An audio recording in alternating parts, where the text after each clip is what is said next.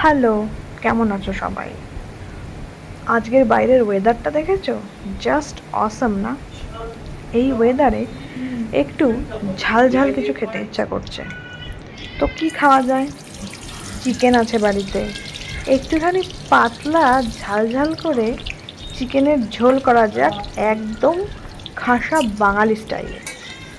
তো chopped onion গরম তেলের মধ্যে দিয়ে দিলাম। পেঁয়াজের কালারটা যখন ট্রান্সলুসেন্ট হবে, তার মধ্যে একটু টমেটো দিয়ে দিলাম। দুটো টমেটো কুচি কুচি করে দিয়ে দিয়েছি, এবং টমেটো দেওয়ার পরে একটুখানি নুন দিয়ে নেব। তাহলে কি হবে, টমেটোর থেকে জলটা ছাড়বে এবং গ্রেভিটা অনেক সুন্দর হবে। এই নুন দিলাম 1 চামচ পরিমাণ মতো। এই কারণে কম নুন দিলাম, কেননা চিকেনটা আমি ম্যারিনেট যখন করে রেখেছিলাম ওর মধ্যে নুন দেওয়া ছিল। এখানে আদা রসুন পেস্ট 2 চামচ 2.5 চামচ মতো দিয়ে দিয়েছি।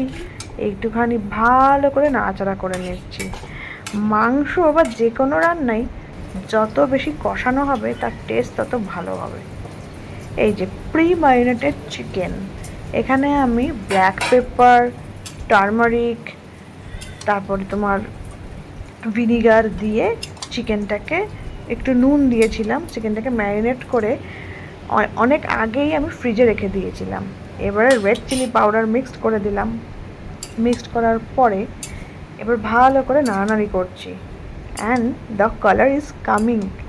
একদম লাল লাল ঝোল হবে চিকেনের। ঝোল পাতলা হবে কিন্তু লাল লাল। তো কিউমিন পাউডার দিয়ে দিলাম, অ্যান্ড কোরিয়ান্ডার পাউডার দিয়ে দিয়েছি। ভালো করে নেড়ে নেড়ে নেড়ে নেড়ে এর মধ্যে এবার আলুগুলোকে দিয়ে দিলাম।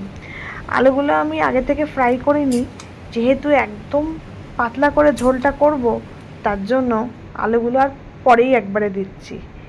এইবারে সব কিছু হয়ে যাওয়ার পর ঝোল ফুটছে, সেখানে অবশ্যই গরম জল দিয়েছি ঝোলটা ফোটানোর জন্য।